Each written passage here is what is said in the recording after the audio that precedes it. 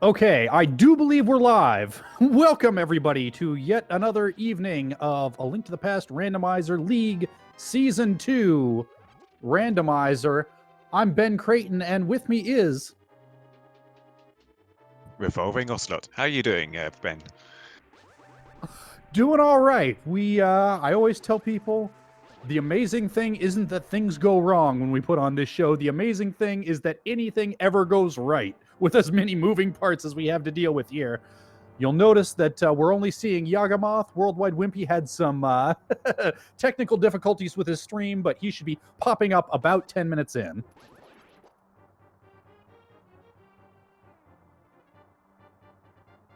So just to catch up with a little bit of the early race, Yagamoth found a book in Link's house, and I believe the Master Sword came from the uncle. Or either that or the chest afterwards, but yeah, chest afterwards. Yes, but yeah, indeed. This being an versus seed, we do have a standard start with a guaranteed with a guaranteed boots hint, I believe it's sorry. That's fine. Yes, guaranteed boots hint from Uncle as he leaves Link's house. Unfortunately, what with all the technical difficulties, I entirely missed that. Yes, same. That's why I was a little bit unsure. But it's like, should have seen the uncle hint. Where was that supposed to be? Yeah, on the uncle himself. But lost in the ether. But at the very least, our runners will probably have a better idea of where the boots are than us. And you know, if you're going to have stream troubles, a standard start seed is the time to have them, because this first 10 minutes, our runners are going to be neck and neck, barring anything crazy happening anyway.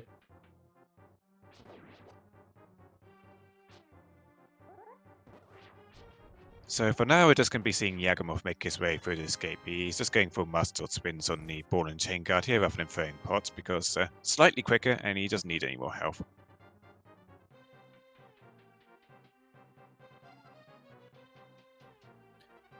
And it looks like chat is saying boots are in Eastern Palace, according to the hint. Eagle-eyed chat getting on the VOD and checking what's going on for us. Thank you, chat. Yeah, I'll be honest, I was thinking of doing the same thing myself, so thanks, chat, for being one step ahead of me.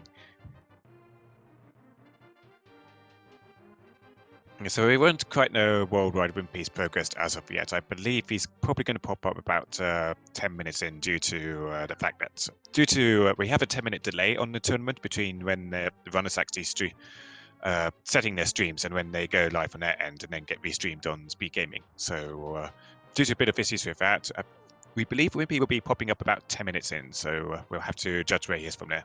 At the very least, since he's going to be doing the same escape sequence as Yagamoth, we can assume he has the same items as Yagamoth.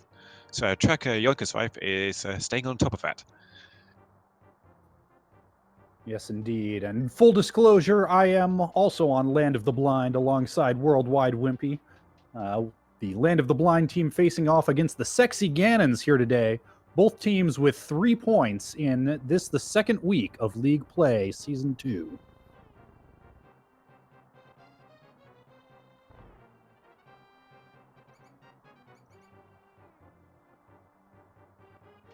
I wouldn't say Ganon is that sexy myself. He's kind of like a giant pig. He's let himself go. He's definitely not quite as fit as his more humanoid counterpart that comes in Ocarina of Time. Good at throwing a trident, though. If you got me throwing a trident, they probably wouldn't even land 2 feet in front of me, and Link would just be looking at me with a great look of disappointment. See, I'm guessing that's why they felt they had to specify in the name. If all Ganons were sexy, they wouldn't have to say, we're the sexy Ganons. They're the Ganons in the after photo.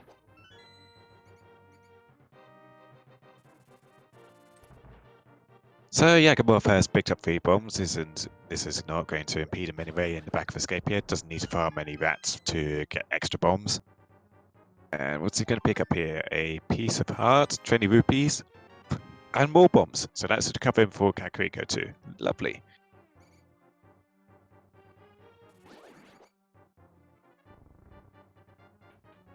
Always a good feeling when you don't have to worry about where those bombs are going to come from, especially when he's still 60 rupees away from being able to pay the Turban Man for another item check there in the village.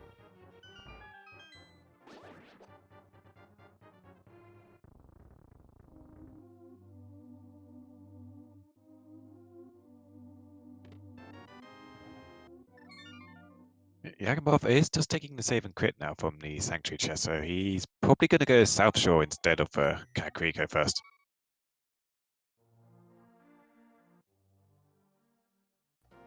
Unless he decides he really wants those boots, he might be heading towards Eastern, and indeed, it looks like that might be where he's beelining. Taking a quick look at the Lake Hylia Island first. Just a blue boomerang there.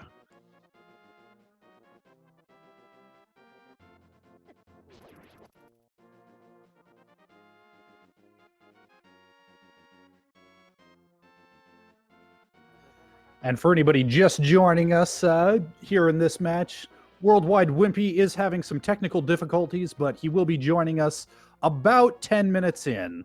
Maybe a little longer, but he does still have that local recording, so everything should still be okay.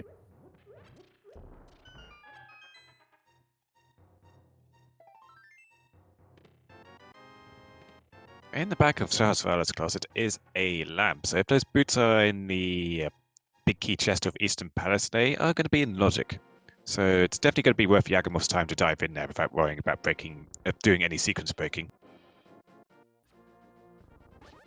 Now, of course, the way Ambrosia Seeds work, dungeon bosses will always have an item, a non-dungeon item, not a map or a compass, so it is possible those boots could be on Armos Knights. Indeed. There's still quite a lot of chests that Yagamoth can pick up in the front half. I believe it's 2 items that he can potentially grab in the front. I do believe you're right. And of course, chat is always very quick to point out that with a lamp and 2 swords, that does put Agnim in logic very early in the proceedings here today. Oh, yes, true. That is disgusting. Let's not think about that for now. I mean, to be fair, we haven't seen South Shore, we haven't seen Kakariko Village, we haven't seen any of those early Sphere Zero high-density check areas, so for all we know, Dark World access could be right there in Sphere Zero, easy to pick up. Here's hoping.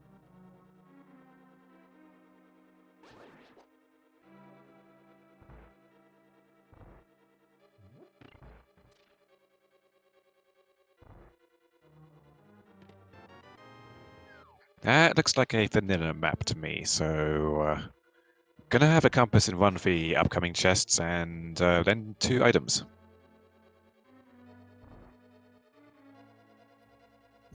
Yep, that is the other thing about Ambrosia, is it makes these early dungeon dips when you know you can't clear the boss quite yet, makes them just a little bit riskier, a little less high value, but knowing that the boots are in here, hiding somewhere, hard to fault him for the play. Those early boots feel so nice. And there they are!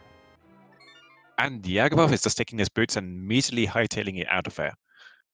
Now, I would have gone for the big key chest myself. It is in logic of that lamp, but I suppose that would have to most likely be the big key itself. Yeah, logically it would have to be, and since the final item in the dungeon is going to be on Armos Knights, we know he can skip the big chest, so it's really not a time loss either way you go about it. Yeah, he can just go back and get it later. Oh, a tempered sword in Bonk Rocks. So less than 10 minutes in and Yagamoth is already playing with a fire sword kind of thing. Some people call it a carrot. I've heard it called a carrot, I've heard it called the bacon sword. What it is just a whole lot of offense for only having green mail and 5 hearts. Yagamoth's going to be a bit of a glass cannon here in the early going. Now that looks like a full magic drop from the bushcrab there. Quite useful. Lumberjack is just 3 bombs, so we're not going to be needing Aga 1 for that at least. Yep, but with 0 out of 3 items for Dark World access, it's going to be real interesting seeing what comes up in these next few very dense check areas coming up here.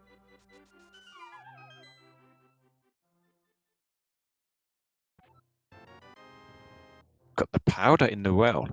So that's going to be quite useful if we find a hammer somewhere in Kakariko or even South Shore.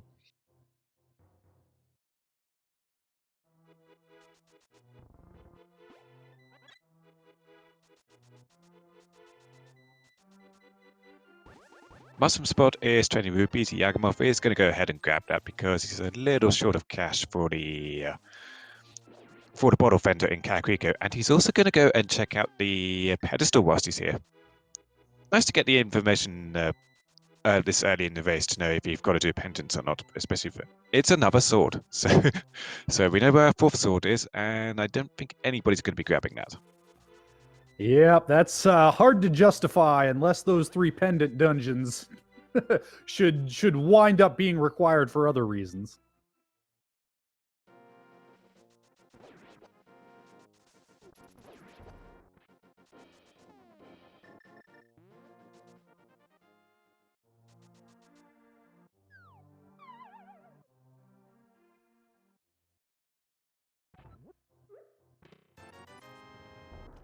$20 rupees in the first chest of the well, and that will cover the bottle vendor. For I imagine Yagamoth may probably be wanting a few more rupees in case he wants to buy some more bombs in the shop later. Certainly wouldn't hurt, but fortunately rupees are not hard to come by here in the village. At least those 50 to buy bombs. I believe there's 30 more coming up in Blind's basement.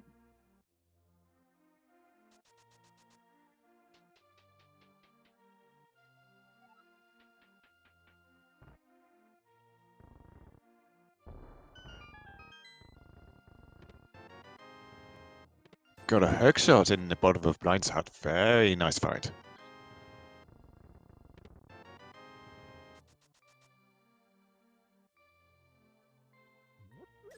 Three more blueberries should ease the pressure on worrying if you have enough bombs to get all the checks that you want.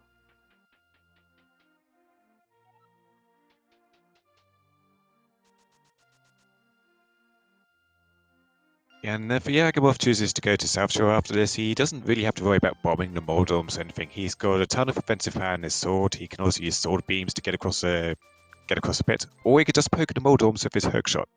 He's got plenty of options available for that don't involve his limited consumables. Oh, he's going for a chicken clip too. Dangerous, but doesn't cost him anything. Yep, worth it for the swag. You gotta be careful with those chickens. They can crash your game if you throw them in the wrong way when clipping.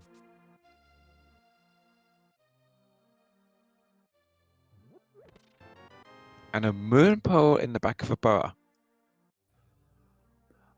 Of the 3 items required for Dark World access, that's the one you least want to see right now, because that does mean that technically we have Dark World access right now. You just have to go through AGA 1 to get to it. Yep, and AGA 1 is about 6 to 8 minutes of wishing you really didn't have to do AGA 1.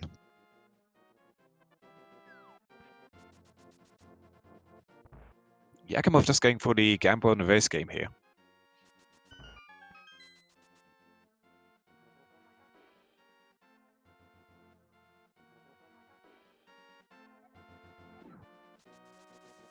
So if this is an item, he saves some time. If it's not, then it costs him some time. And it's 50 rupees, and he is going to leave that behind. Probably would have gone for it if he hadn't picked up 300 earlier in Kakariko.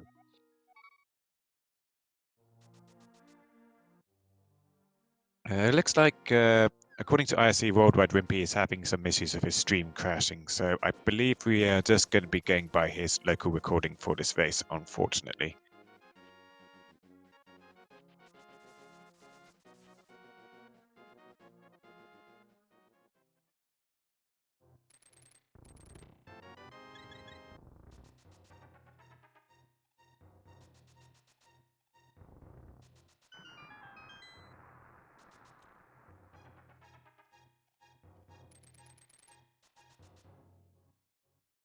And we were mentioning that Yagamoth was a bit of a glass cannon, but that was another heart container there in the front of the dam, and he's quite resplendent with life now. I think he's going to be pretty safe for most of his upcoming journeys. Yep, certainly until he gets Dark World access, there's not much in the Light World that could cause him too many problems right now. Just goes for sword beams for the Moldorm, saves him a menu swap to the hookshot. Yeah, not very much in the cave. Just a few rupees mostly. Yep, of course, those rupees might wind up coming in handy if he decides to take the fake flipper play. He's about 90 short of being able to talk to everybody's favorite scamming fish, Mr. Zora. Yeah, those early boots, he could set up a waterwalk here in Ice Rod Cave, and at the very least go and check out Hobo, and maybe also make his way over to the Zora area. With that moon pearl, he could also get into the waterfall cave either by water. Well, the moon pearl would allow him to get in by waterwalk. Well, by a fake flipper, but with water walking, he could just run in anyway. And yep, he's dashing to the side of a cave entrance there. So it's slightly messes with his sprite and will allow him to dash on water. As soon as he jumps in, just using the edge of that ladder there. There we go. And yes, he's choosing to leave behind a hobo for now because that would lose his water walk and just going straight to the Zora area.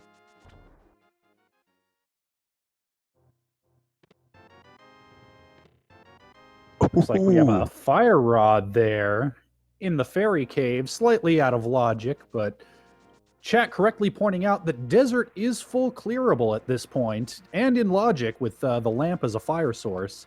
I don't think we've seen a map check quite yet, so not sure whether that's a pendant or a crystal.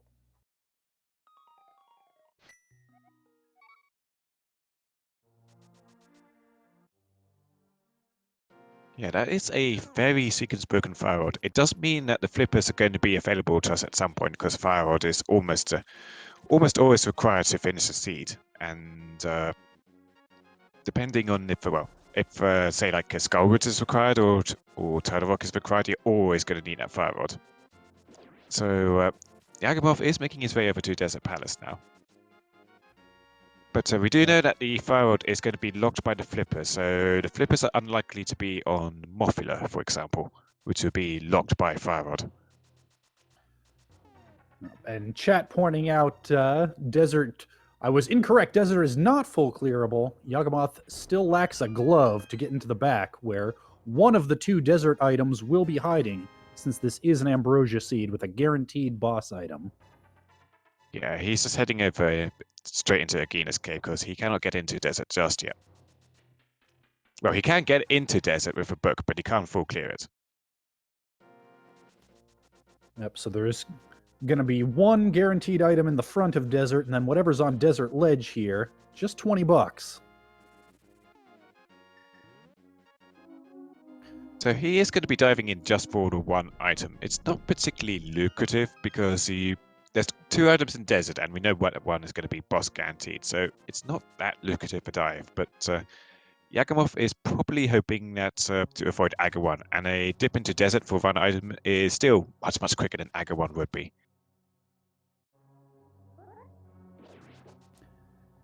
Yep, and I think short of, well, I was about to say short of Aga 1, the only other place to check would be Zora, but you could do it, but that wouldn't be in logic either, with no gloves and no flippers. So I believe this is the last logical check he has to make before resorting to Aga 1.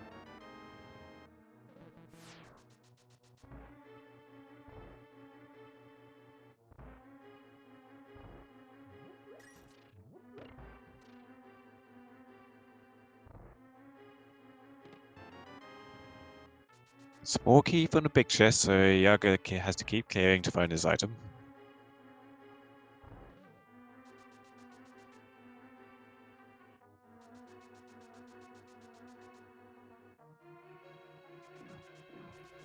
Chat asking about an item in Eastern Palace. There is one item left in Eastern Palace, but it is bow-locked on the Armos Knights.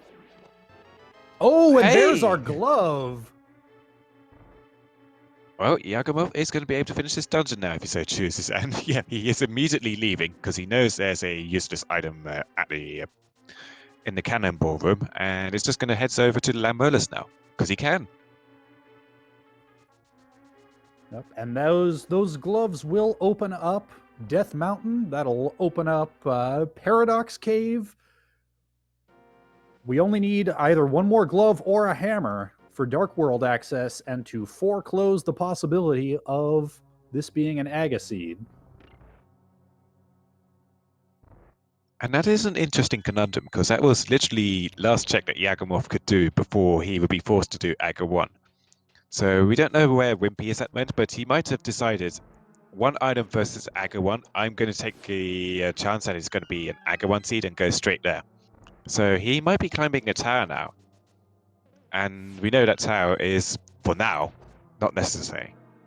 If Yagamoth doesn't find anything up on Death Mountain, then it could still be necessary. And what he needs to find is either the hammer or another glove.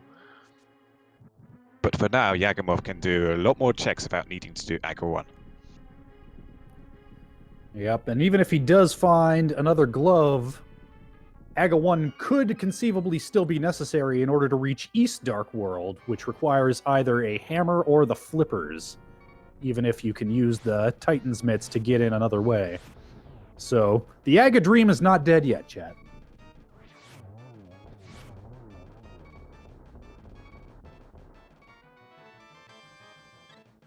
And that's just a hard container from Landmers and a green pendant. So that's one more check for that Yagamoth can do now.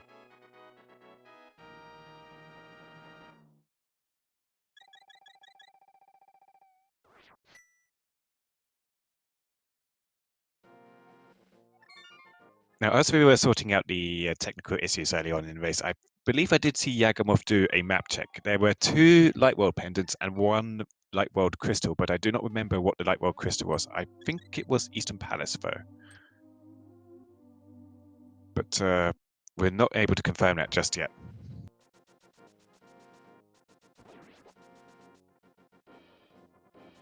For now, it doesn't matter what type of dungeon Tower of Hera is, whether it's a pendant or a crystal, because Yagamoth cannot get there without the hammer.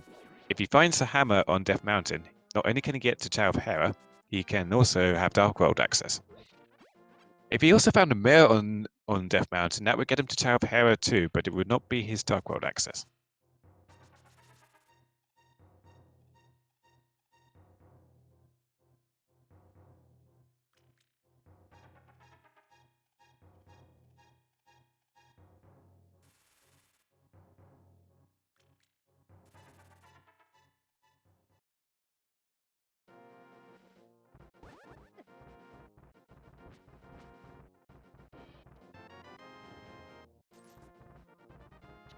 Just pocket chains from the old man.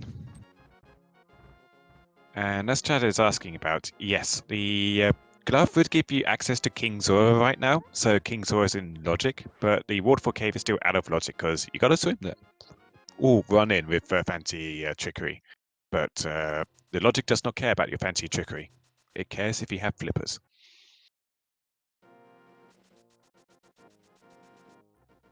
Whole lot of nothing both in and on Spectacle Rock at this point. Yaga heading to Paradox Cave for 5 more checks. Should be, I believe, a 6th in Spiral Cave.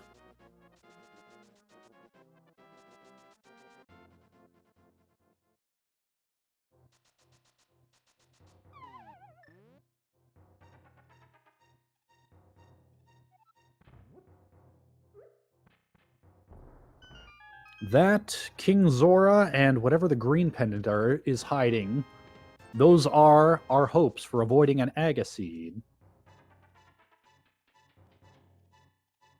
Indeed, so in a theoretical world where Wimpy skipped out on Desert Palace and went to Aga 1, that Aga 1 may still be necessary, and he may find some items that will give him a huge leg up in the rest of the seed. Not swords, though, because we got our swords from Escape and Bonk Rocks. As a Cane of Samaria, useful, definitely useful, but it doesn't give us anything, access to anything right now. Well, Yagamoth doesn't quite manage the bomb jump, so he's going to go for a second try, actually. Yep, this is one of those jumps where it saves you enough time walking around that even if you miss it the first time, it's still worth going back for a round 2. And he makes it.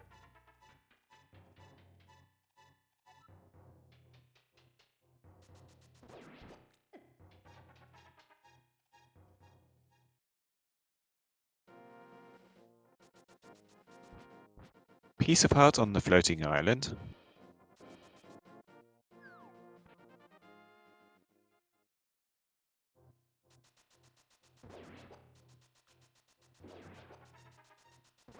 And making his way through Spiral Cave with those so nice boots. Doesn't have to take a long walk through, just dash through. Only problem is possibly electrocuting yourself on the barriers.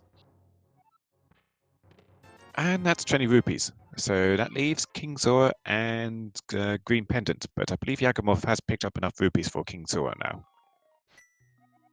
Also worth pointing out that whilst Logic cares about if you can get to King Zora, it doesn't care about how many rupees are available in the seed.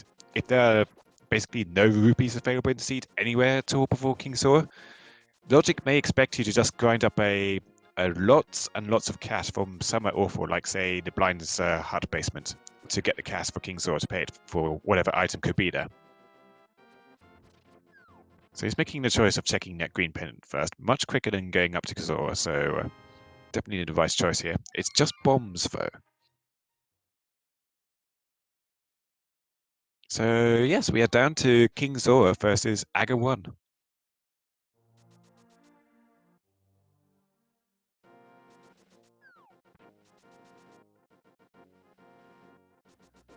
Yagamoth deciding to commit to the bit, leaving no stone unturned before resorting to Aga 1.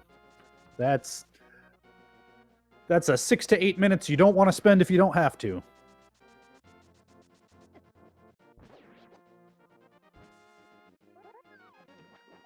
Yeah, and he's setting up the fake flipper here using the screen transition.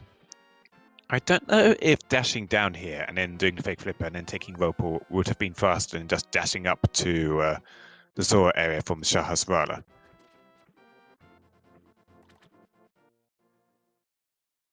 Now, Yagamoth has already been in the Waterfall Cave here, so I believe he's just setting up a water walk again so that he can dash the rest of the way to Zora. Yep, that's exactly what he's doing.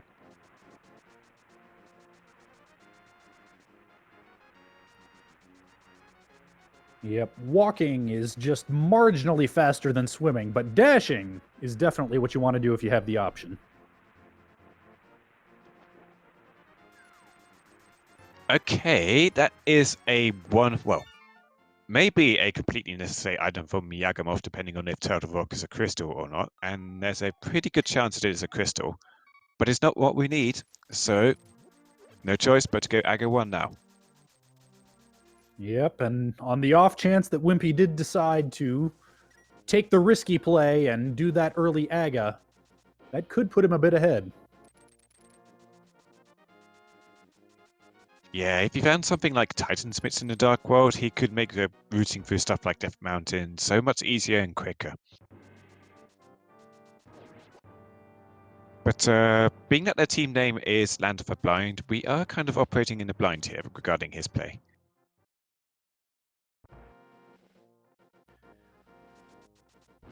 Yes, I'm definitely feeling like the one-eyed man in this particular race, seeing only half of the equation.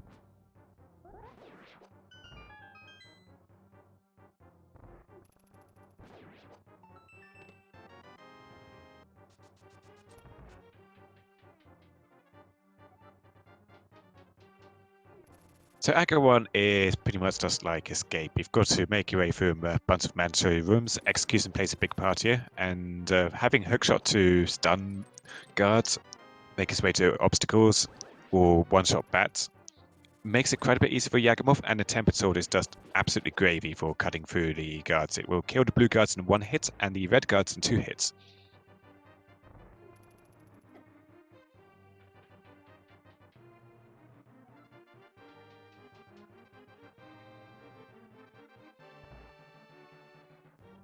Yep, the biggest question mark in this particular sequence is how many blue balls are we going to see from everybody's favorite geometry wizard Aghanim? That is RNG dependent.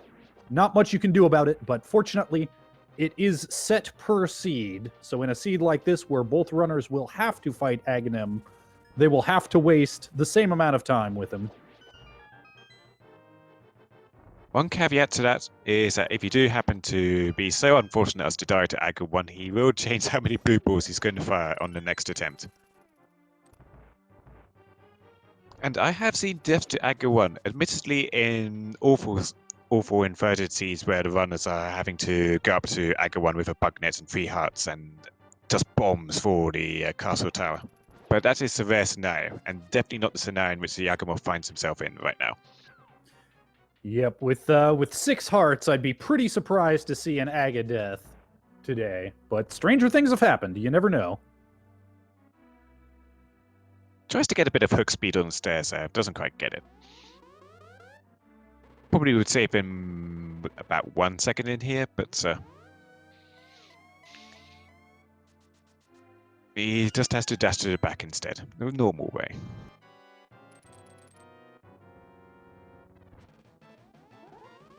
So, first spellcast from Aga 1 is always guaranteed to be a regular ball. This one has a 50-50 chance of being a blue ball, and that is a blue ball.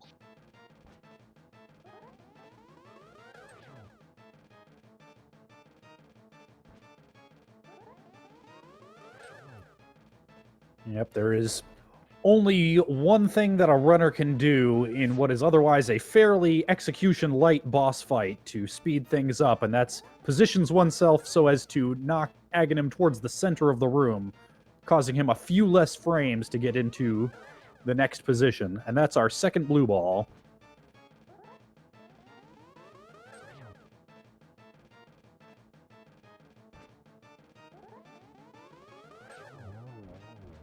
Just 2 blue balls today. Aga's playing nice.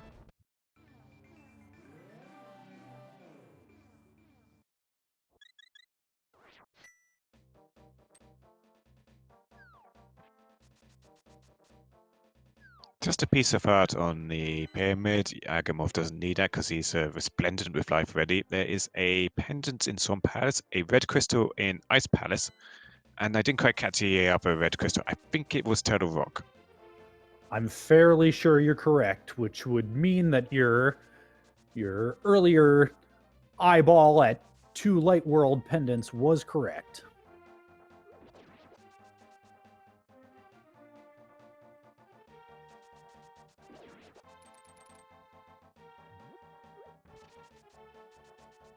So because Yagamoth has already cleaned out the Sora area, and cleaning out the Sora area was 100% necessary, he's going to do Catfish at the same time, so he doesn't have to worry about this forsaken corner of the world anymore.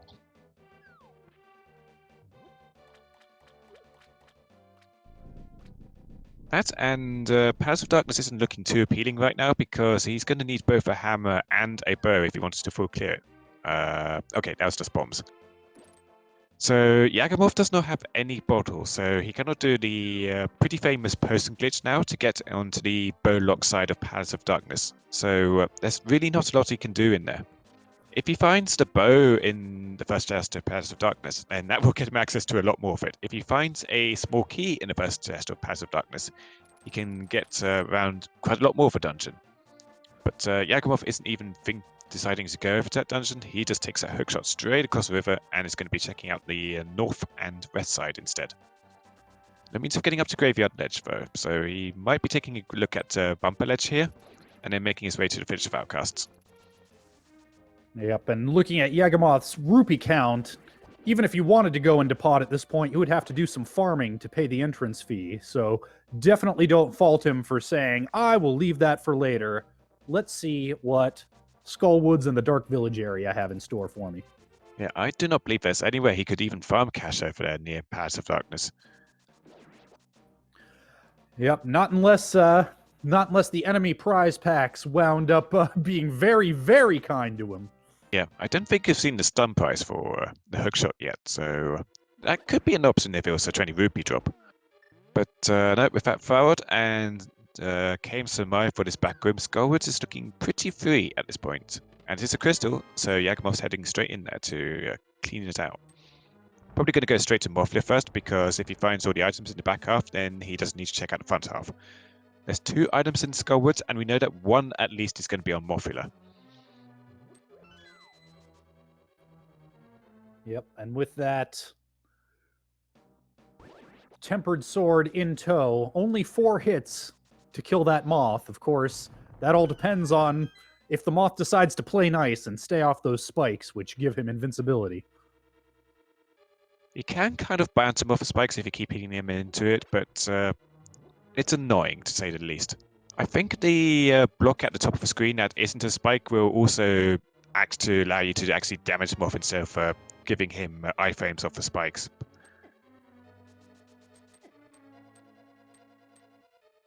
But I am not 100% sure now. I don't like fighting Mothler for many reasons. Yeah, he's one of those pretty RNG dependent bosses. And unlike Aghanim, unlike Ganon, that RNG is not set per seed.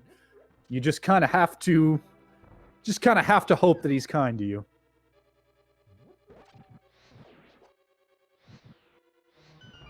Yeah, moths kind of fly wherever they really want to go. They do not care about your rules. They just go wherever they want. Especially attracted to bright shiny lights, but there are no torches in the Mothler room, so you cannot attract Mothler over there.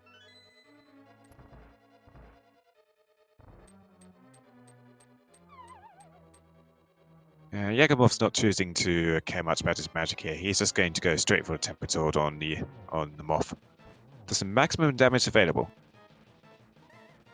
If he had ended up with the Gold Sword before going in here, which is very unlikely as the Gold Sword is on the pedestal, but the Gold Sword does not actually do extra damage to Mothler because of a... Oh, that is a cave for Mothler. We know that Bumper Legs isn't anything, but having an invincibility item is nice. But yes, if the... in the regular 1.0 version of Link to the Past, the Gold Sword actually does not do damage to Mothler because the Gold Sword does equivalent damage to the spikes. And that amount of damage value is programmed to not do damage to Mothler because the developers didn't want him taking damage from the spikes. So you poke him with a Gold Sword, he's not going to take any damage in the regular version of the game. But in Randomizer, it's fixed so that the Gold Sword on Mothler alone does the same damage as Tempered Sword, so you can actually hurt and kill Mothler with the Gold Sword. Yes, you don't have to try to kill him with Fire Rod alone if you go in there with Gold Sword. Those randomizer developers always looking out for us.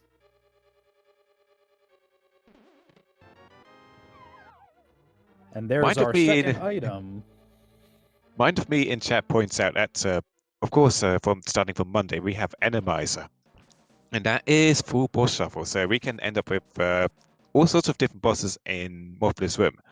And because they are not Mothler, not programmed to take no damage from spikes, they can take damage from the spikes. So you could end up with something like Argus in there and punt him into the spikes, and he would take a whole bunch of extra damage.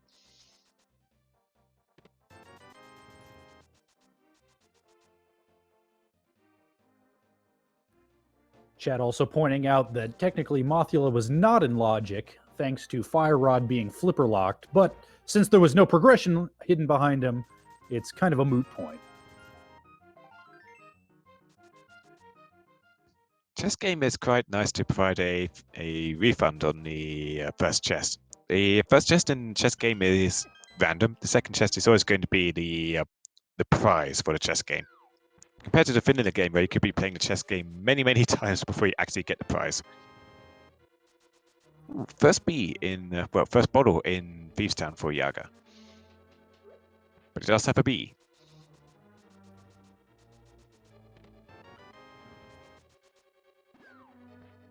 Unfortunately, you won't be able to check that bottle immediately unless he finds a mirror in here. But Thievestown is a crystal. It's there's one item guaranteed to be on blind, so he's hoping to find all the items -1 before he gets to blind. If there's 2 items remaining and he's picked up the maiden, that means there's going to be an item in the big chest, and that's not going to be good for him.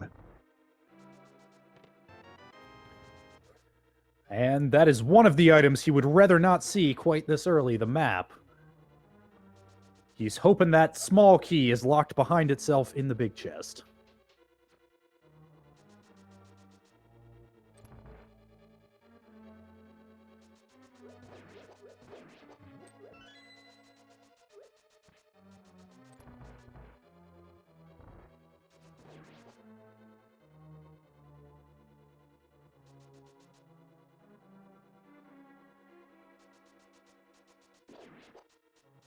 Ooh, nice dash through the hellway there for Yagamoth. Gets the so-called God Pixel to dash through without taking damage from anything.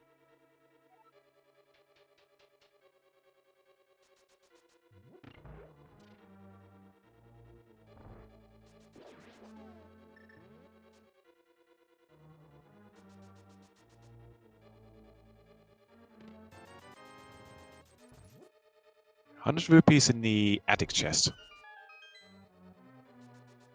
So there's one more chest available to Yaga before blind. And if that's a small key, then he's probably not going to be liking having to potentially come back later with a hammer. It is just one check first, so most runners, if they find they're having to isolate the item in Thieves Town, will leave it for as long as they possibly can, because going all the way through Thieves Town again to check out that big chest is very time consuming. Yep, unless you've been making some big mistakes and feel like you're way behind and need to gamble, that is definitely an item that you last location. Or very close to it.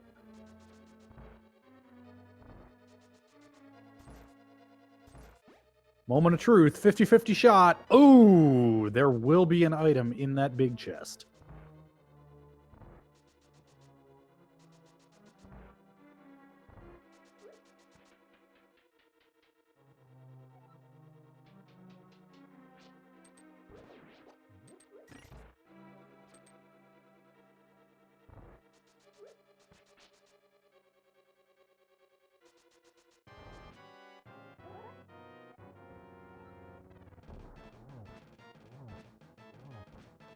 Blind says he Yagamoth cannot see.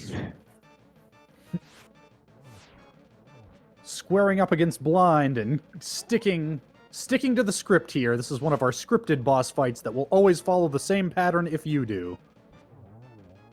Yagamoth sticking very close to the script and taking Blind down in the requisite 9 hits for 300 rupees and a crystal. Yeah, we definitely saw that fight. So Blind's only half blind at the moment.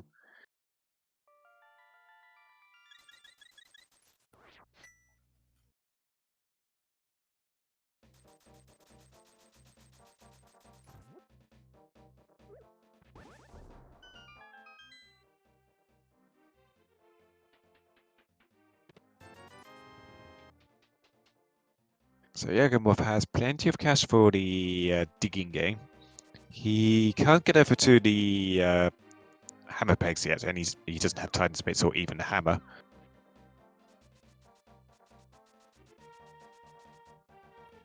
Yep, at this point, he's got a pretty linear route from here past Stumpy and then to Hype Cave. If all those things turn up dead, that pod play might wind up being the play after all. Yeah. Also, that was first dig for the digging game. I haven't seen that in probably over a year.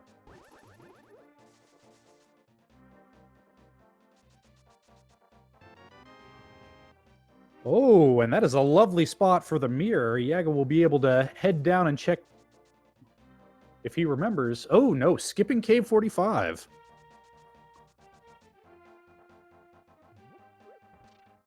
Oh, looks like he remembers. Good, Yeah. good.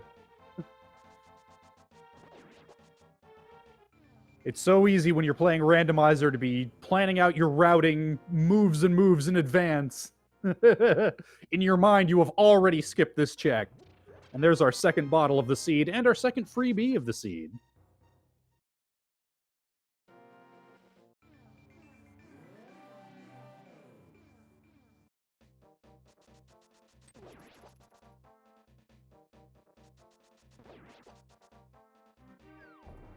So that mirror will also open up Tower of Hera.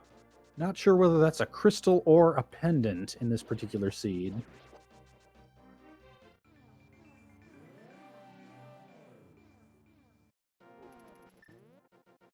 He is remembering about the mirror for the Bomber's tablet here. With that book and a Master Sword or Greater in hand, he can retrieve the item here, which is just 20 rupees. If he didn't have a Master Sword or higher, he could read the tablet and see what item is there, but he wouldn't be able to get it. And if he didn't have the book, then and didn't have a sword, then all you get there is a bunch of gibberish.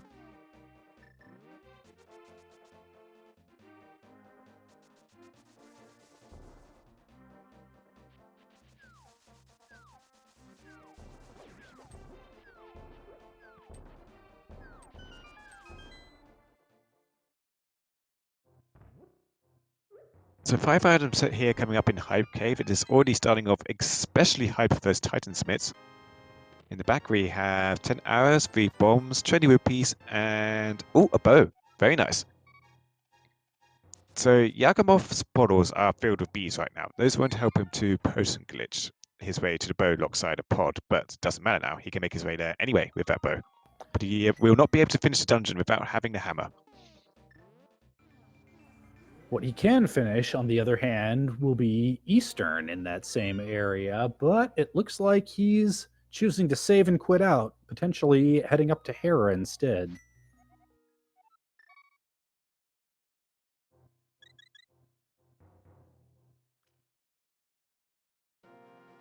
Yeah, it looks like he is on his way to Hera, so I think it is pretty safe to assume that's our remaining crystal in the light world. Trying to get some hook speed here on the stairs. Oh, he's actually making his way east. He wants to check out Dark Death Mountain first. Not a bad choice. No, indeed, especially with Hookshot in tow. That's a bunch of checks in Hookshot Cave, plus Super Bunny Cave, and he'll be able to just head straight over and mirror out into Hera. So this is definitely the preferred routing.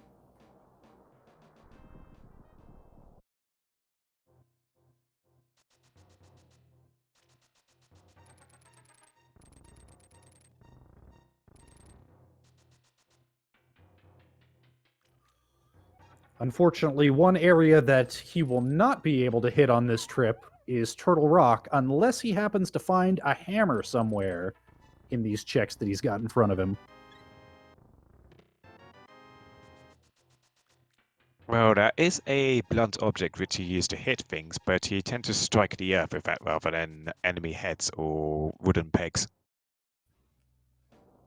It would be an unfortunate irony if that shovel led to a hammer buried in the earth. It looks like ether access for Turtle Rock. So we have that covered already.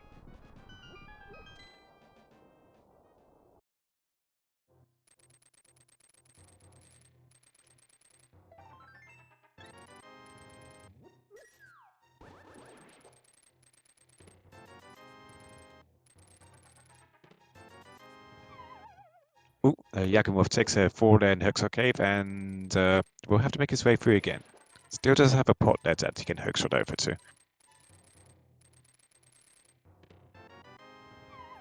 Flippers! And there's And a flipper. yep, and that puts Firewall back in logic.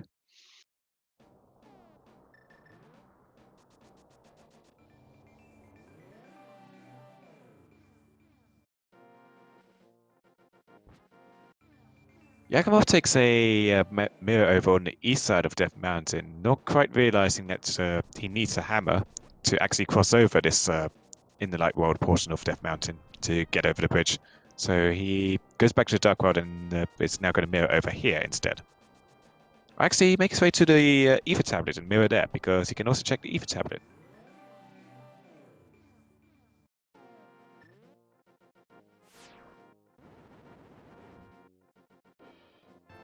And speaking of the hammer, there it is. Yaga now has the fullest Dark World access possible. Every way that he might be able to get into the Dark World, he's got access. And he is actually leaving Hera for now. He's going to go to the rock.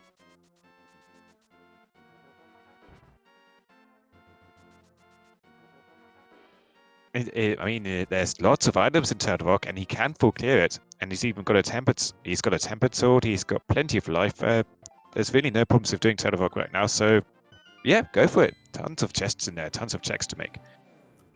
Yep, even got mirror for that Mimic Cave. He's got the Ice Rod. He can kill Trinex.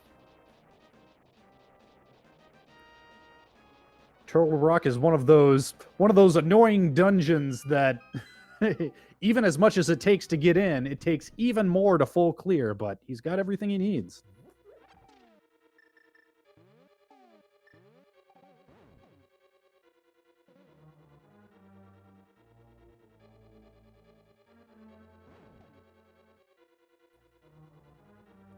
And I believe, correct me if I'm wrong, I believe we're only a flute shy of go mode at this point. We're going to need that flute for Misery Mire, possibly a Quake Medallion as well, depending on what's required. Yeah, that would be correct, yes.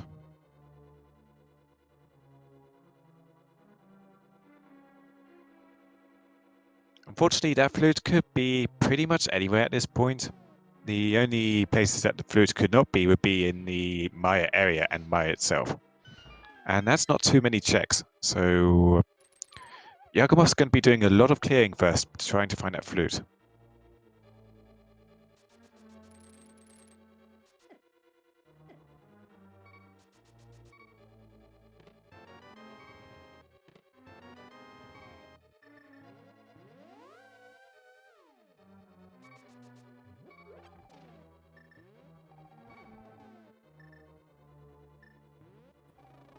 And with only 2 hearts left to his name, you can see Yagamoth checking his bottles for safety, finding only bees.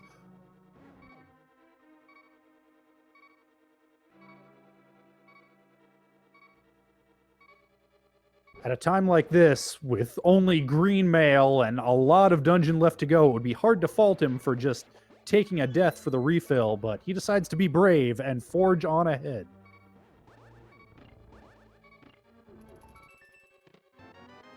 Very clean chain chomp room, using the iframes from the blue blocks to just waltz right by those angry doggos. Yeah, being on green mail and only 2 hearts left, 1 hit from those extremely angry chain chomps would just take him out in 1 hit. I think they do ridiculous amounts of damage if you're on green mail, actually, something like 4 or 5 hearts. I was gonna say 4, I think. So, yeah, and their movement pattern can be unpredictable. They can be erratic. They're oof. You don't want to mess with them if you can help it. Fortunately, with powder in hand, Yagamoth's able to get himself a safety fairy and a handy refill. Yeah, that pile of bubbles there is really, really useful for giving yourself a health top up. If you have a bug net, you can also refill your bottles there. And Yagamoth emptied out his bottles trying to see if he had any potions, but no potions. Yep, no bug net, but he does still manage to grab some safety. The blue mail in the vanilla big key chest here. That will effectively double his health, putting him in very good shape for the rest of this dungeon and indeed the rest of the game.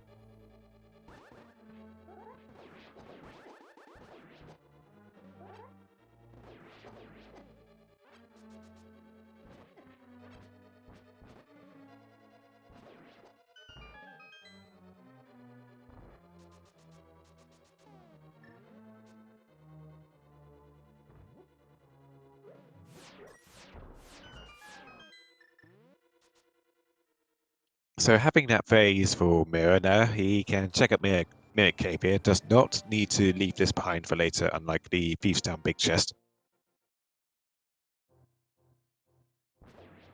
Now that would be a rude spot for that flute to be hiding. I mean, it could definitely be there. It can be anywhere outside of my area. So it could be at the bottom of Ice Palace, it could be in the Thieves Town big chest, it could be lurking in the back of Pod. It cannot be on pedestal, because we saw pedestal early on at least. But it could be on any of the dungeon bosses, any of the pendant dungeon bosses, because it's Ambrosia, all dungeon bosses are guaranteed to have an item. Yep, and with looks like our tracker managed to fill in the rest of the pendants and crystals with Eastern Palace being a pendant. I definitely like this play to save that for as late as possible. We know there's 1 item left in there on the Armos Knights, but there are crystal dungeons ahead before worrying about that.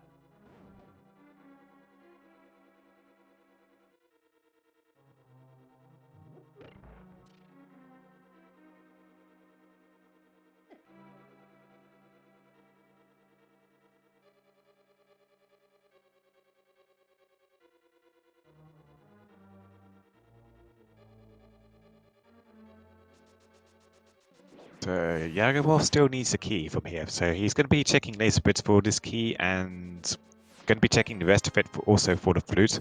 That's 20 rupees, which is definitely not a flute. 3 bombs. That's blue, but not a flute.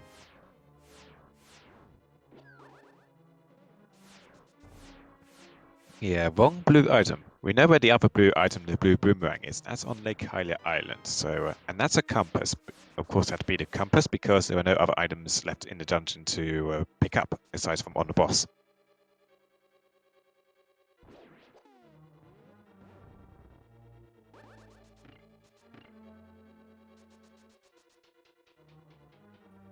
Yagamoth showing off some fun red cane dash strats. I need to learn that one myself.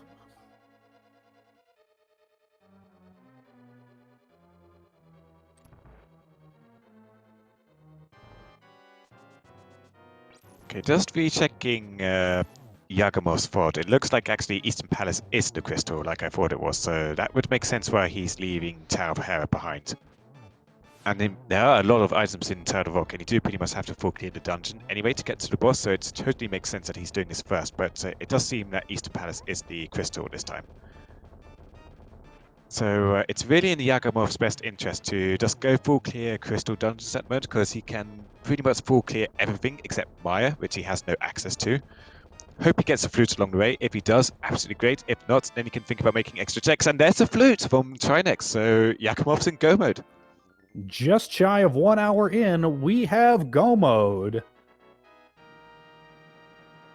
With 5 more crystal dungeons to go. And that means that Swamp Palace is entirely skippable, Tower of Hera entirely skippable.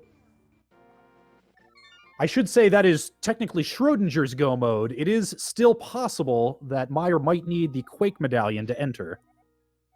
Ah, yes, true. We've got a 2 in 3 chance of getting in Maya right now. Given that Yagamoth heading back to town. Sorry. Yeah. He's going to activate that flute, and I think he's probably going to head over to Maya immediately to see if he can get inside. If he can, great, he can stay in go mode. If not, time for extra checks. Yeah, the last thing you want to be doing is skipping a bunch of checks, go-moding dungeons when you're not actually in go mode yet. So heading towards Meyer area is definitely the smart play at this point. Indeed. So he could potentially skip a whole bunch of chests if he was in go mode in, say, Palace of Darkness or Ice Palace.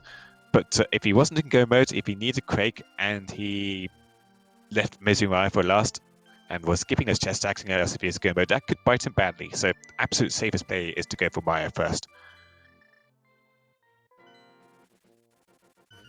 As indeed he does, heading south of the Dark Rock before the duck leaves the screen in order to set up what's called Spooky Glitch, which will save him a little bit of time, a couple of screen transitions in the air. And it is Ether. We do have true go mode confirmed. Well, it was absolutely not confirmed though, because he chose to kill that bird before using a medallion. That and tossing the bird will cost him a couple seconds he doesn't really want to spend because he's in go mode. This is a race. Of course, he doesn't know where his opponent is. We don't know where his opponent is either because, unfortunately, his stream is not working. Worldwide WMP will have a local recording of this race, so we will see his finish time on IRC when he does finish. And he will be able to submit his local recording later to get confirmation of his finish time. But for now, we're just seeing Yagamoth's side.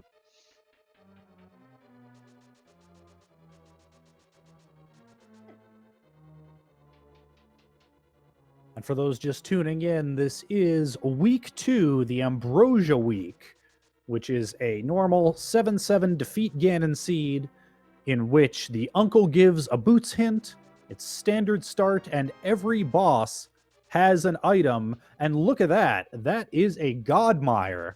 That big key right front and center, making this quick for us.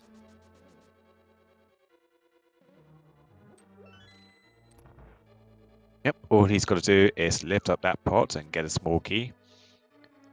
And then make his way through. If that first chest wasn't a big key, but he was able to get it in the spike room, that still counts as Godmire, at least in my book.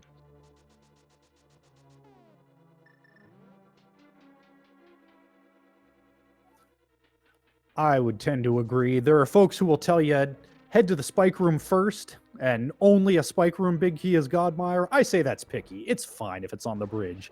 I'm not one to question my god.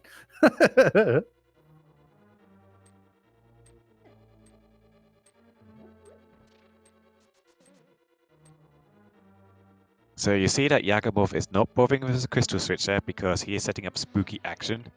He fires a fire rod shot here, and because of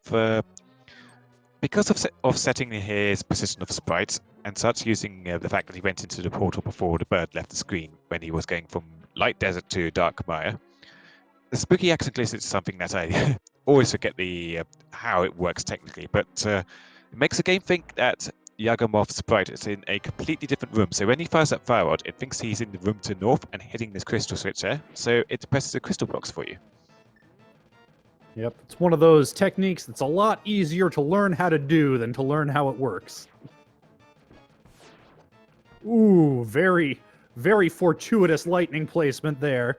Yagamoth over here in one-hit KO mode with no safety to his name, but fearlessly wading in and taking down Vitreous.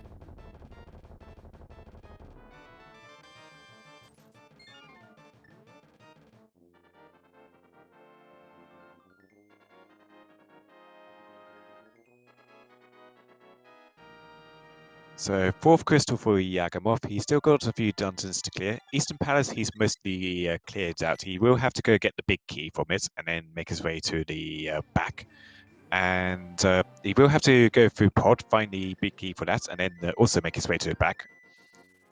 But Ice Palace Go mode is particularly fast, and I always much prefer Ice Palace in Go mode than non-Go mode, because Ice Palace is horrible. Worst dungeon in the game, don't at me. And Yagamoth decides, that was a little too close for comfort. I'm going to grab myself a couple of safeties before I tackle the rest of this seed. Yeah, absolutely a wise choice. Because for now, Yagamoth is also going to be going about silver arrows, and if you have to do spin strats on Ganon for the last phase, you definitely want some health backups, and having some magic backups too is especially useful. Yep, having some magic backups in Ice Palace, definitely not a bad thing either. He does have the Bombos medallion, so he'll be able to save a little bit of magic, breaking Cold Stare out of his shell, if he so chooses. That strat is a little bit slower, but it can be safer, saving yourself some magic for fire rod shots. Chat is asking about the icebreaker glitch. This isn't a glitch I know much about.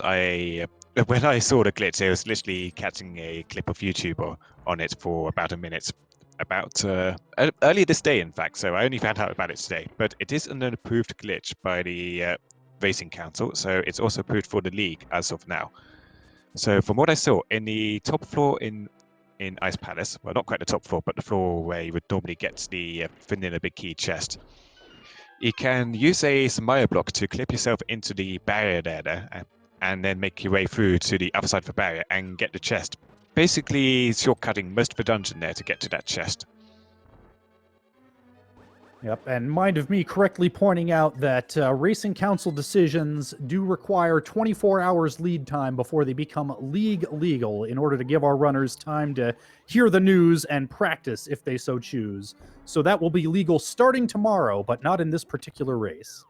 Right.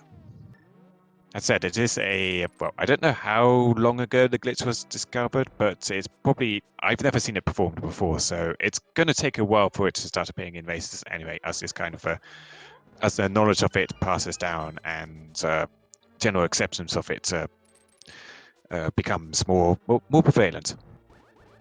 So one other recent glitch that we saw that is becoming more prevalent is, for example, the pot glitch in Tower of Hera, where you hookshot yourself into the pot, possibly using the boots to get yourself in position too by bonking off a wall, but you hookshot into the pot and then use the tower down in the fairy room to teleport upstairs.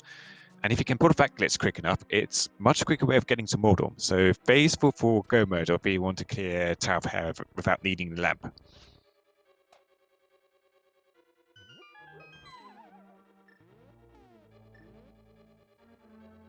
And it looks like Yagamoth is indeed going to use the bombos to crack Cold Stare's shell, saving himself just over half a bar of magic for fire rod shots, just in case. Chad's talking about the stairs clip too, and that is a glitch that is also becoming more common lately because as more people do it. But you just do a little spin to clip yourself through the stairs, and down you go. It saves you probably about 1 or 2 seconds. So real big deal to save those seconds. Sarcasm. But it's a very nice thing to see anyway, and if you're good at pulling it off, then by all means pull it off. A couple of seconds can really matter in these races. Yep, it's one of those things that certainly won't hurt. Doesn't save you much time, but it just looks so cool. Do it for the swag, if nothing else.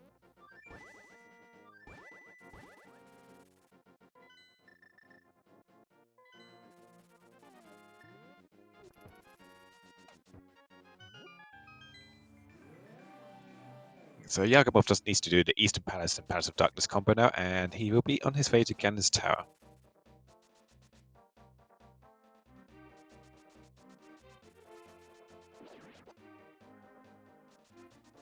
Yep. Managed a very clean Cold Stare fight. So clean we barely had time to talk about it, but didn't even need to spend the time menuing to get to that fire rod. Just put him in his corner, smacked him a couple of times, smacked him around a little more. No muss, no fuss.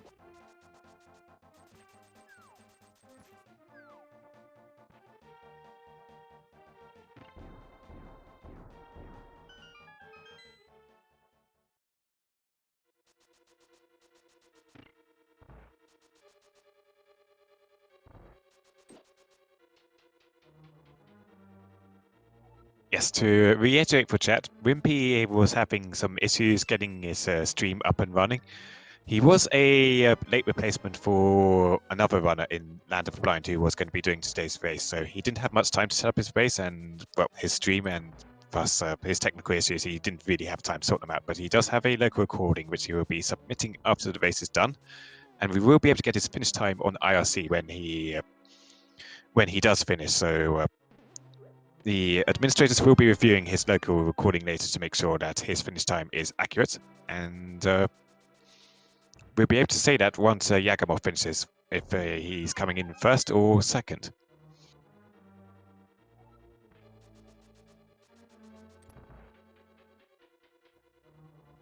And now seems like a good time to throw out a big shout out and a big thanks to everybody who makes these league races possible. All of the mods and admins, the trackers, the restreamers who work around our crazy schedules and our crazy tech problems to put on a great show for all of you.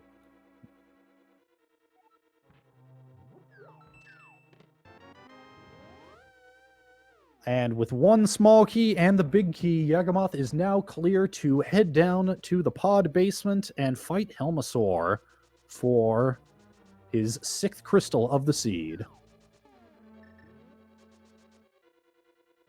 Yes, a very quick Palace of Darkness here.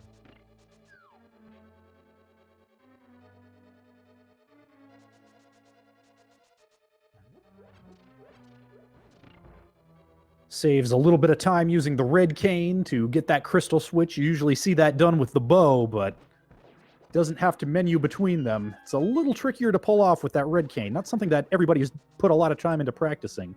But Yagamoth has been very impressive this entire race, showing off just a lot of those little time saves that definitely add up over the course of a seed.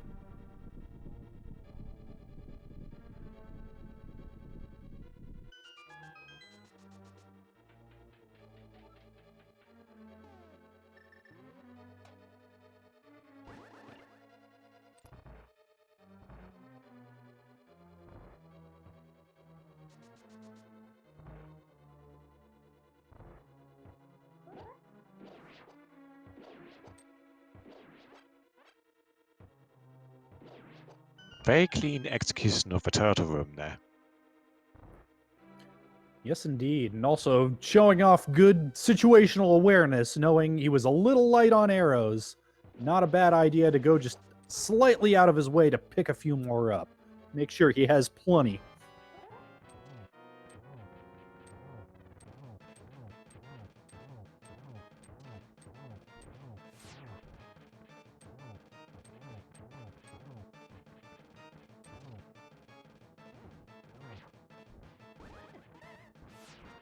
Just going to stick with the tempered sword here for finishing off Helmasaur. 2 regular hits and a spin takes him out.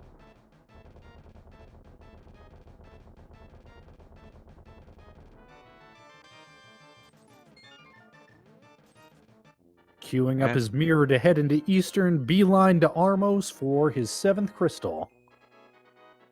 Just 20 rupees from Helmasaur. Again, this is an Ambrosia Seed, so we do have guaranteed items from the bosses, but they're not guaranteed to be useful. It'd be really nice if Silver Arrows popped up, but it's a pretty low chance of that right now. Yep, not something to go too far out of your way for, but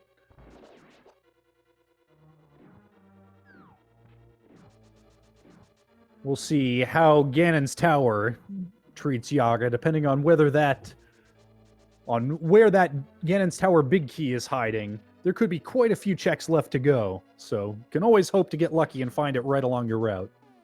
Indeed, but there's quite a lot of overall checks left to do, and there's also everything in Tower of Hera and Storm Palace, so there's going to be a complete mystery to our runners. Only Desert Palace was a necessary pendant, and you only needed to dive in as far to get the power. Well, was the power gloves inside? I can't remember what item it was now. But yeah, there was an item on the right side just before the cannonball room, and the green pendant from Lamolus was useless. Yeah, that's right. I do believe that right side Desert Palace item was, in fact, the power glove.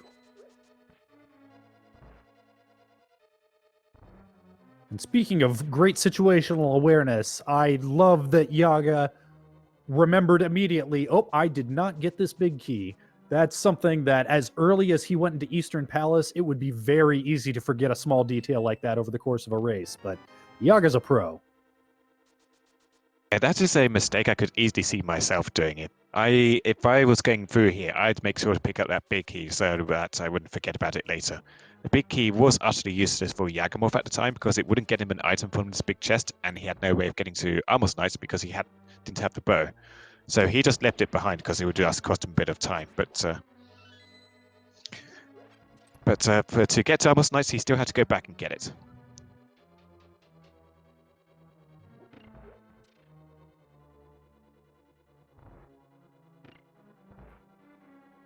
Yep, it's a pretty minor time save in the long run, but if you want to get these speedy times like we're seeing today, you've got to take all of those little time saves where you can get them, and that is something that Yaga is absolutely doing.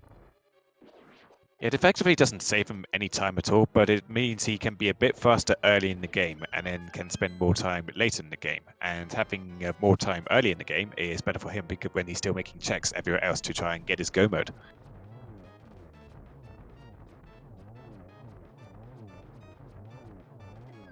Ooh, doesn't quite get the quick kill on the Armos Knights. One of the other Knights gets loose from him and goes red and angry and resets his HP. But he gets his last crystal and he is going to be heading up to Ganon's Tower now.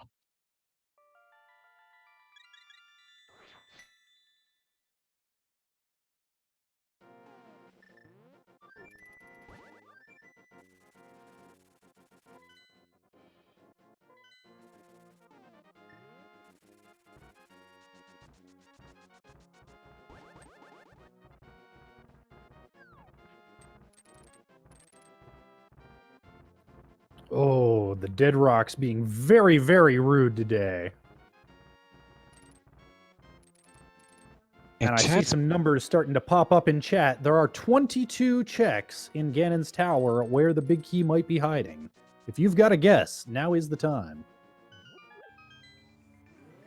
Yeah, I always go for my regular guess of 19 for the tower, simply because I like seeing quite a good tour of a tower. I don't like our runners doing the tower room, but I like to see most of the tower and also maximize chances for items, which could be silver arrows.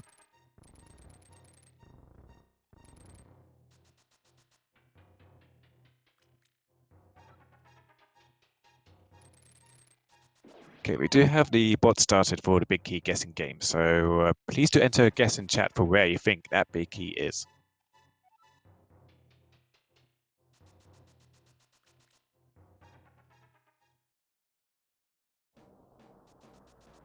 I always guess too. I like to be nice to the runners, and that first one has to be a small key, because you do need both.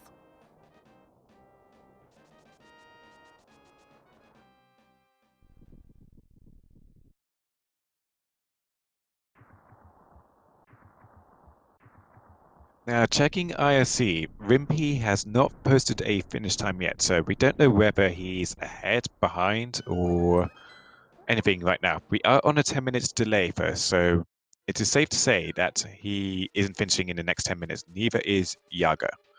But we will post whether Yaga is first or second when Yaga finishes. So first item in Ganstar is the single rupee. And he, without a small key, he's just going to head over to the left.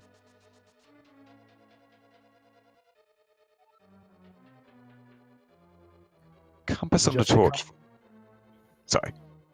It's all right. Yep, just a compass on that torch. That torch is a very special torch. If the item that is there stays there, we might get to see our good friend Bob later on. Bob's just the most special anti-fairy in the entire game.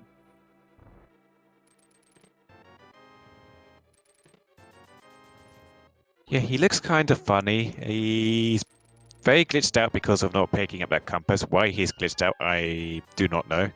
He might paint some happy little trees, but he's definitely a happy little anti-fairy, and if you're feeling cruel, you will powder him for a healthy fool, but you really should just leave him alone. Ooh, Yagamoth takes a fall there from the moving spike, and oh, and another one, and that's resetting his progress in the room. This is costing him a few seconds.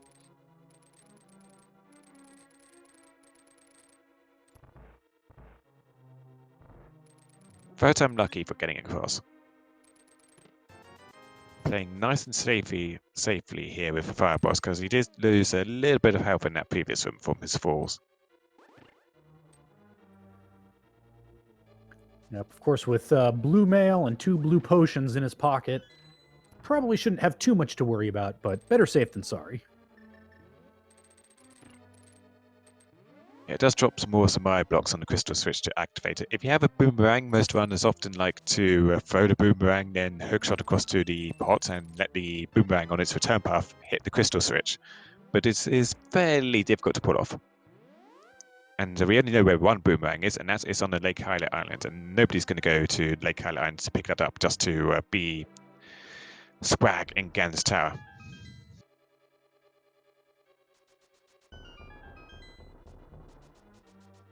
So random room coming up here, so called because you only see this room in Randomizer. There's that Quake medallion and a bunch of rupees.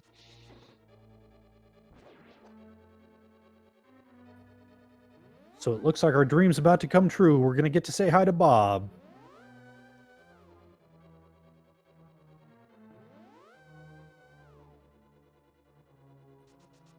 The magical thing about Bob is that even if you use that powder on him, Bob lives, because the other anti-fairy in the room becomes Bob.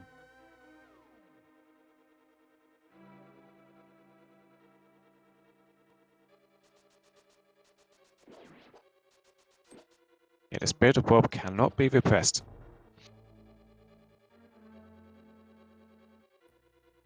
There he is in the lower right, everyone's favorite little friend. Yaga chooses to top up his arrows before going into Yagamoth. Not a bad choice. He's probably looking to use a lot of arrows in the Ganon's Tower climb. Of course, he has to spend a bunch here for the Armos Knight, so whilst he has plenty for the Armos Knight, it would leave him a little bit shorter for the climb. Yes, indeed, and with 2 mimic rooms yet to go, requiring a minimum of 4 arrows apiece. Can't be too careful with your arrow count.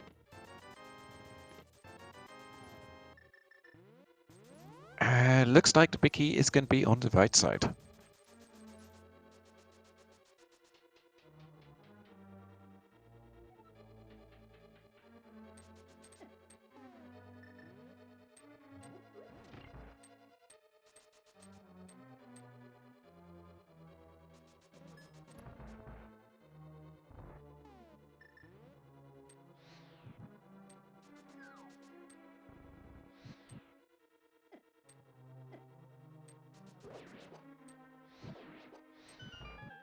Gets through the torch room without any problems.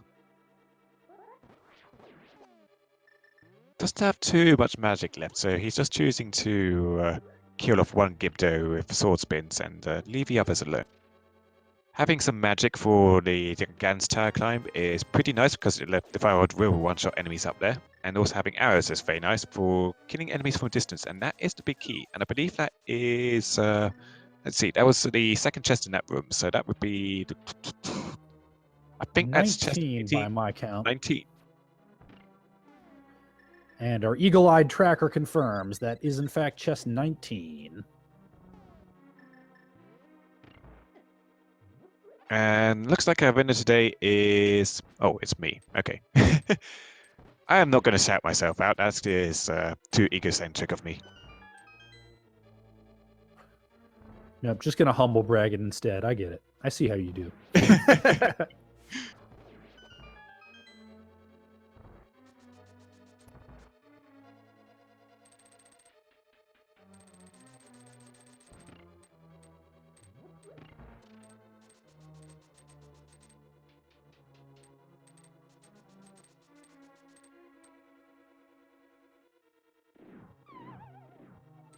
So Yagamoth just choosing to take the fall here in the cannonball room to give himself invincibility fame so he can just dash straight through.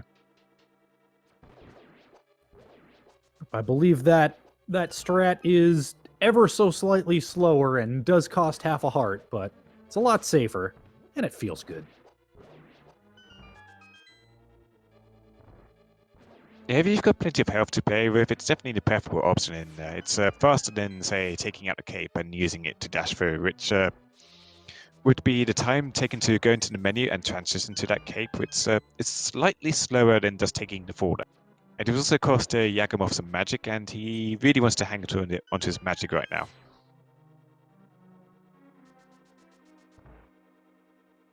So he's got quite a few firewall shots available for the Lamb Murderers here. And he's also going to be using some sword spins here. So a couple of firewall shots takes out each Lamb Murderers, or a firewall shot and a spin. He doesn't quite get the last Lamb Murderers here, so he is going to have to two-cycle it, but he gets the job done. He is out of magic now, so he's actually going to use a blue potion straight away to top up his magic.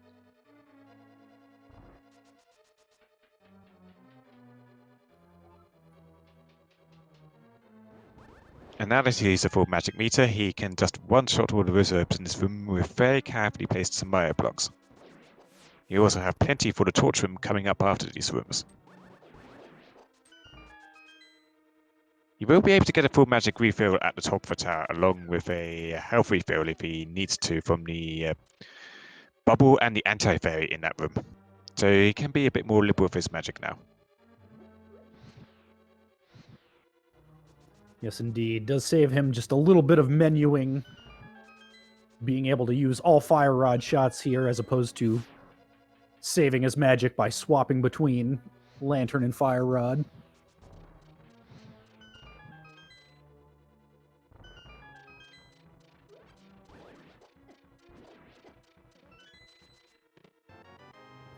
And with that bug net, he'll be able to refill that bottle. Yeah, I think he's just going for a few extra checks just to try and get the silver hours, because the time taken to check those chests versus getting silver hours is definitely in favor of checking the chests. Although he's actually choosing to leave that one instead. Interesting. I like the confidence, and seeing the way he's been running so far, I do not believe it to be misplaced.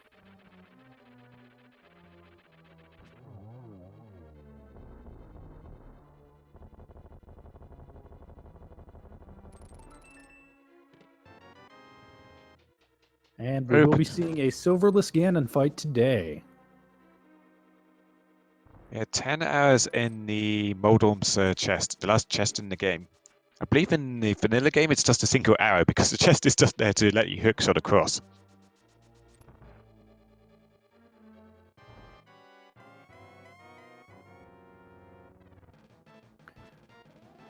And that single arrow, the only instance of a single arrow in the game, so if you're playing with hints turned on, which we are not here in the League, that does count as a unique item for hint purposes.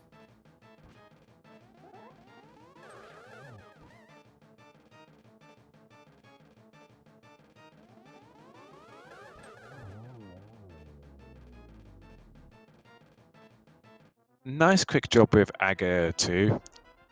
Potential for triples was there, but were pretty tricky to pull off, so didn't get any triples that time.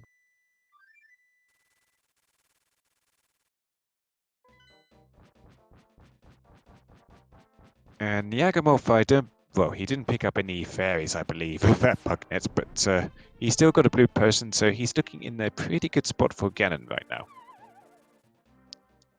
Yep, between Blue Mail and that Tempered Sword, he should be in pretty good shape. Yeah, so we don't know where the silver arrows are. Ganon will tell us a bit later. We know that the gold sword is on the pedestal, but we do not need that for Ganon.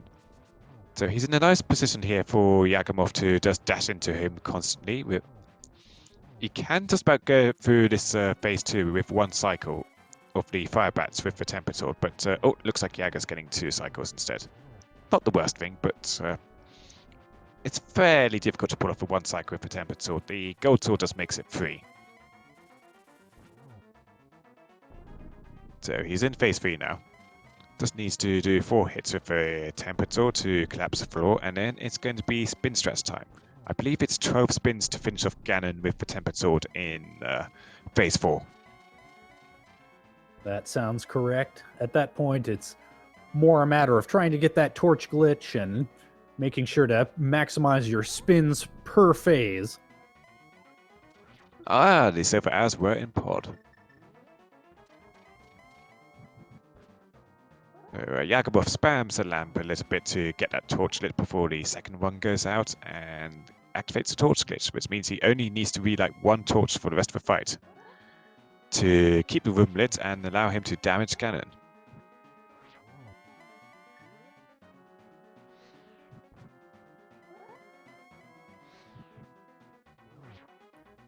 Ooh, does the spin too early there, which puts Ganon into the stunned phase where you would normally fire a silver arrow into him. The key of killing Ganon with spins is that you have to hit him on the in the last moments before he teleports away, which does not stun him, but does allow you to damage him. And you can only do that with spin strategies in the last phase. A regular hit will not suffice. If you're unfortunate enough to be doing this fight with a Master Sword, you have to use spins to damage him throughout the whole fight, rather than in just the last phase. So he's looking pretty close to dead now. There he goes.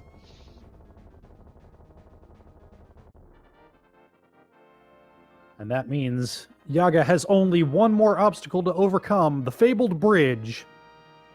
I've fallen to it once. Once. But not Yaga, not today.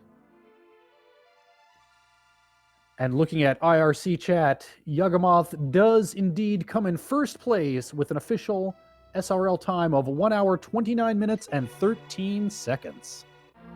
GG's to Yagamoth, and Worldwide Wimpy has seen the finish and did a dot forfeit after the race, so his local recording isn't going to matter for the time being. He doesn't need to submit it because he's not finishing the race either way. So Yagamoth gets in first. GG's to Yagamoth. We can see if we can get the runners in for interviews now.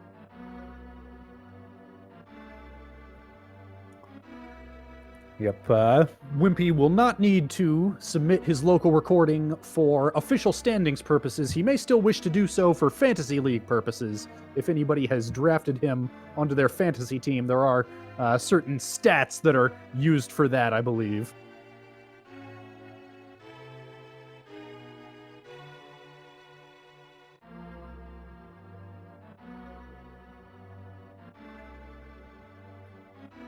And I see we do have both of our runners queuing up for interviews. You may join us when ready.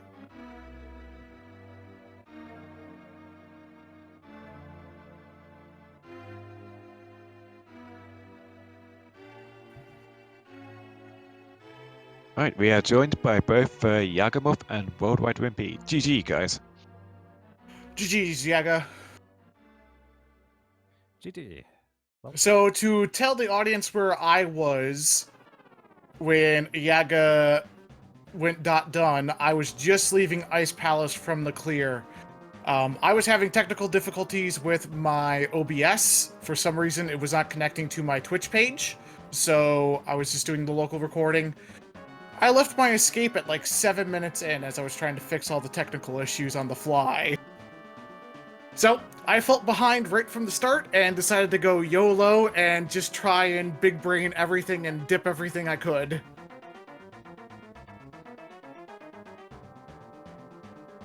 That's definitely one of those one of those strategies where every gamble you lose, you feel like you need to do another gamble, and it's a slippery slope. What about you, Yagamoth? What are your feelings coming out of this seed?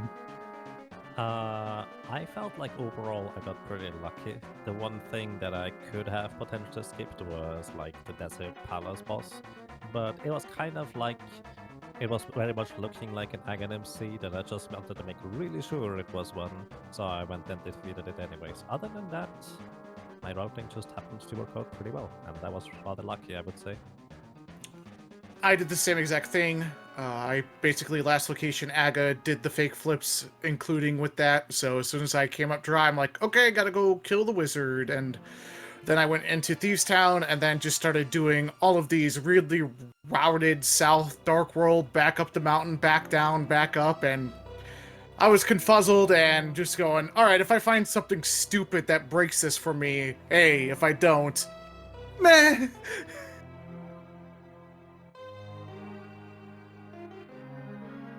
I was strongly considering just hopping over to Palace of Darkness, but then I realized I didn't have enough money after Aga.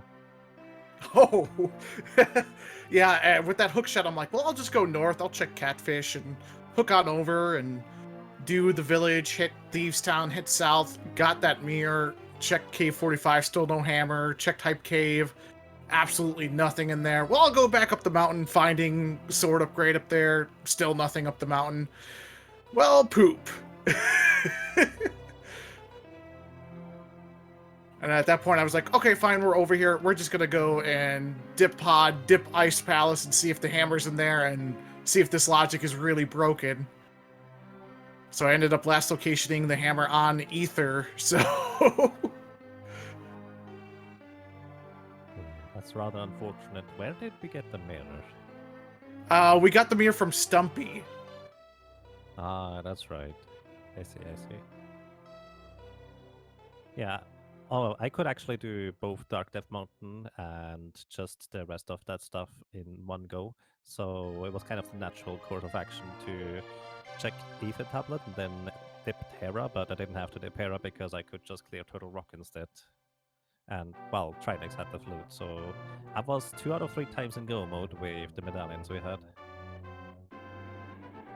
Yeah, once I decided not to go over to Hera when I went to go to Darkside Death Mountain, I kind of decided to leave that as my last check, and if it had any of my progression, it was, well, it's over with. I'm going to try and do those dungeon dips, hope for a hammer or a flute, and kind of move from there, and just didn't turn out, so...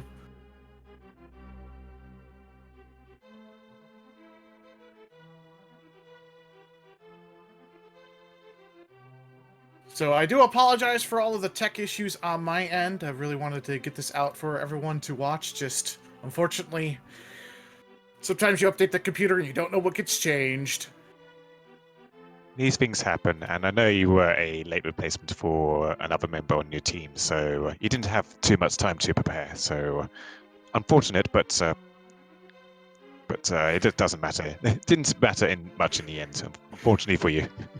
I think if I didn't decide to just see if this seed was completely broken, I would have been a little bit closer in competitive time, but as soon as I decided I'm leaving that Hera, I'm just gonna dip.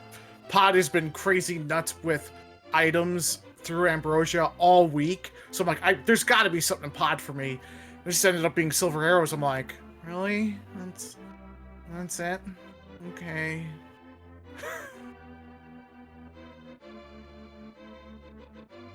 So I think both of you went up to Death Mountain pretty early to check it out with the hookshot before going to Aga 1. I think just Yagamoth decides to go to Dark Death Mountain after getting the Titan Smiths in Hype Cave and then checked out the Ether Tablets on this way. And that was one of the first things he did. So they put him pretty much in go mode pretty quickly.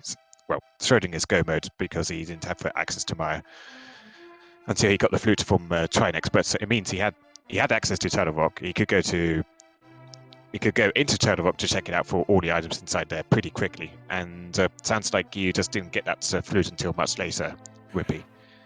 Yeah, last location hammer, I got it probably 57 minutes in is when I got the hammer, somewhere in there.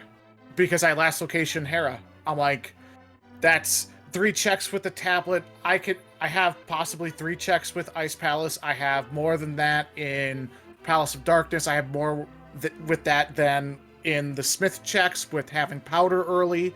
I've got a mushroom. Just for me, it just didn't seem to make sense to make that climb an additional time up the mountain.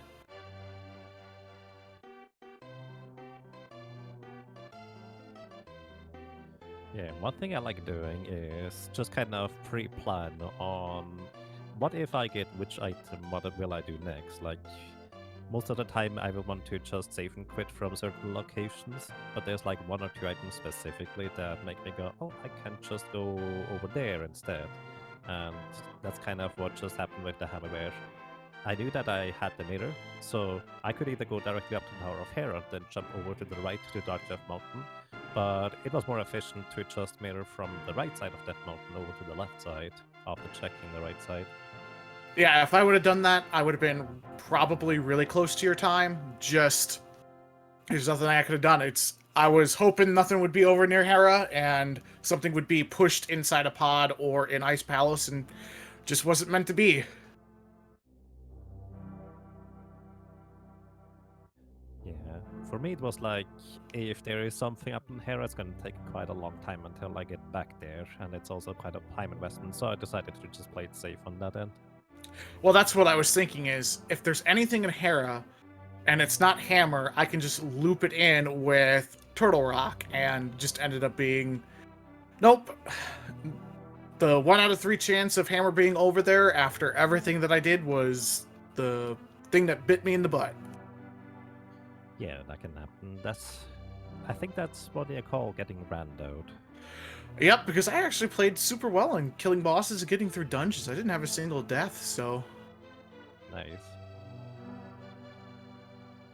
Just was hoping for the YOLO, you only run this seed once, Hammer is over here in the Bowlock section of pod. No one's gonna go into pod without having the hammer too, so why not? It'll be in there, come on. Nope.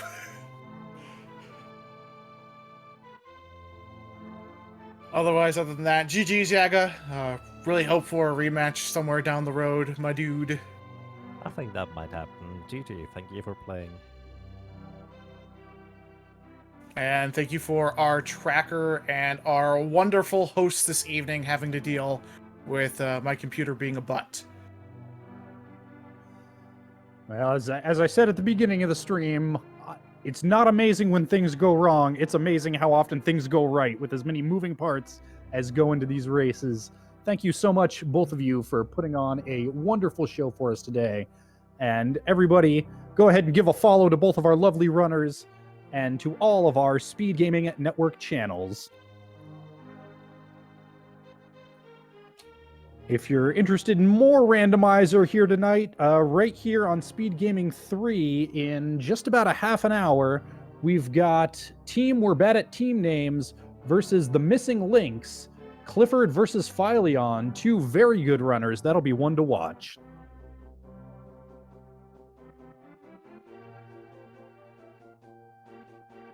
Indeed, I believe that's going to be starting in about, we're 20 minutes to the hour, so if you stay tuned to Speed Gaming, well, they're probably finishing another match on Speed Gaming 5 right now. I don't know if they're still finishing that. It's Yossi's on skis and versus Old Swagger Jackson.